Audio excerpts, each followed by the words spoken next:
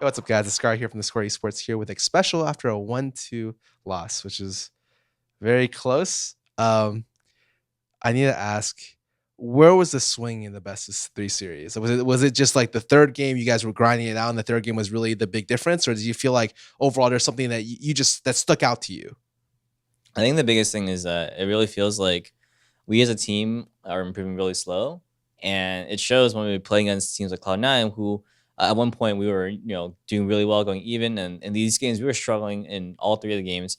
When we had a lead, we threw it. When they had a lead, it was really hard to come back. I mean, sure we won game two, but it was we were slated to lose that game too. So definitely feels really bad to have such to feel like we're not improving as fast as the other teams are.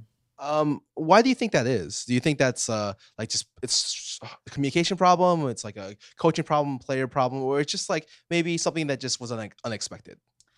I think it definitely comes down to team atmosphere. I think the fact that we have three Koreans and language barriers is just it's just harder for us to get everything in sync. I think us having to adapt to patches as well, and it's just been a lot different story than from when you first interviewed me. It's because of how well we were doing then versus now. It's just, since then we haven't improved as much as I'd hoped, and it's really resulting in these games where we're 2-1 against P1, 1-2 against C9, 0-2 last week as well. It's just not a good sign for us right now. But and we just need to improve really fast.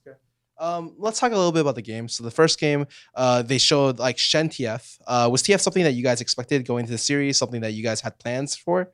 Well, we were aware of TF. We weren't really expecting it like that, and we just didn't react to it properly. Kind of sucks. I think, like I said, we have a lot of improvement to do, and against you know comps like TF and Shen, you have to have really be really in sync in terms of teamwork, and we weren't doing that. I noticed that a lot of teams are playing range supports, and I noticed that in this series you kind of switched from Karma over to just playing frontline Alistar. Was that something that you did because you needed like more initiation, more frontline potential, or something that you felt like was necessary for the team, or did you just feel like it was just like a good pick at the time? So the first game, I mean, C9 early picked Braum in all three of the games. So the first game we were gonna pick Karma into it and just lane standard and hopefully get the 2v2 and just like do well because Karma is a good lane into Braum. But we ended up getting 2v1s and we decided, okay, because 2v1s, maybe we should just go Alistar and just like kind of match that kind of pressure. And that's what we decided to do. Yeah, it wasn't really like we can't play range support, it's just that throughout the series just felt like it was probably better just to play Alistar. Um, I noticed that in a lot of situations, like you ended up racking like quite a significant amount of deaths throughout the series. Do you feel like a lot of times that's just because you were frontline on a team with only like one or two, or do you feel like in some of the situations it was just because of like team miscoordination, or you were just out of position? There was a little bit of all of that. I think there's some cases I was out of position, some cases I shouldn't have gone in. A lot of cases it came down to miscommunication where one player would be like, "Hey, go on this guy," and I would go in on this guy, and then we would all get killed. And it just if it really felt bad that game because if I had played the way I'd wanted to, I wouldn't have done so poorly, and I just ended up following up on what people were calling, and it just ended up being miscommunication. Honestly, there was the Baron call, for example, where I was told to go in on the AD carry, and in my head I knew that I should have waited like 4 or 5 seconds just to wait for the Baron to get lower. But because I went in, it just sucked super hard, and it was really I was really sad after that game just because of mistakes I knew that I shouldn't have made, but made because decided to listen to the team.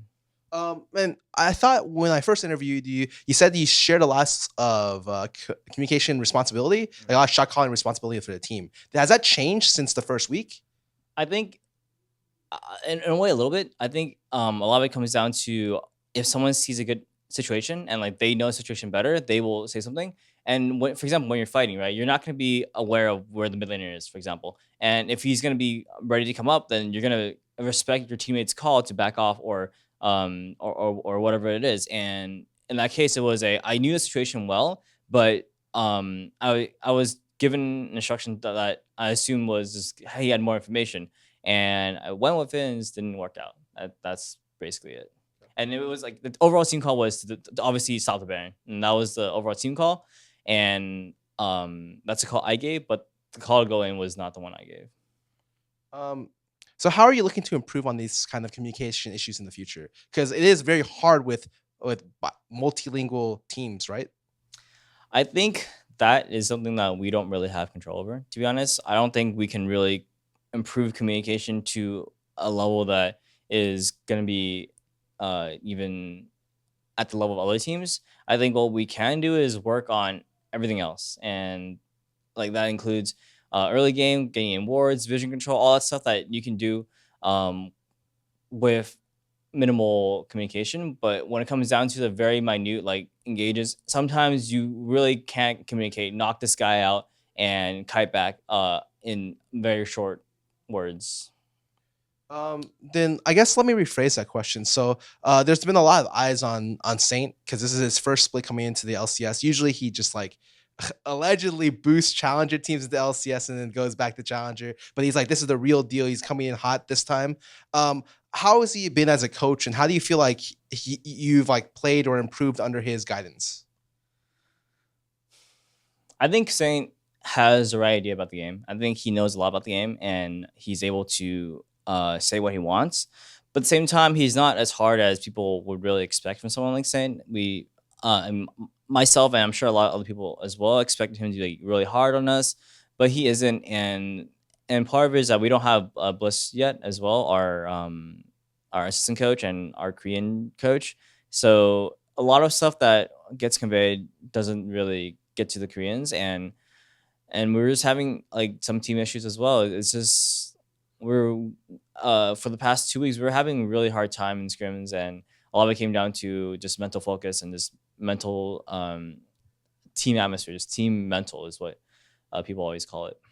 So you actually brought out a name that I've heard a lot in the past, like Bliss. He plays in the challenger ladder quite a bit. I've seen him. He's actually really high rated, but he decided instead of pursuing going to like a pro dream, he decided to be the assistant coach for Apex. And you even said he's the direct translator straight to the Koreans. Like, where is he right now, and what's stopping him from being able to come over so quickly and helping you guys out? Well, the difference between a coach and a player is that it's easier to get a visa if you're an athlete, quote unquote. And so Bliss isn't an athlete, he's a coach. And for him to get a visa is just significantly harder. And that's kind of why he's been held up. And, you know, it's just we have Keen. Keen's really, really awesome at like, translating, and he can do it really well. But it still comes down to having an authoritative figure as a translator and coach is just way more useful. And wish you had him. I mean, I don't want to take up any more of your time. Do you have any last words to say to your fans out there? I know you guys haven't been doing so hot recently, but I mean, like, they probably still love you. Yeah. To three of you guys out there, thank you so much for supporting us. I know it's been really rough, and season's still going on. We still have time to improve, and we gotta improve. All of us are gonna work really hard to do so. And thanks for the interview, Scarra. Won't take up too much of your time. No, man, you've been doing great. I thank you, thanks a lot, and honestly, I hope you guys do very, very well in the future. This is Scarra here from theScore eSports. You can find more coverage online or on our mobile app. Thank you guys. Hope you guys have a nice day.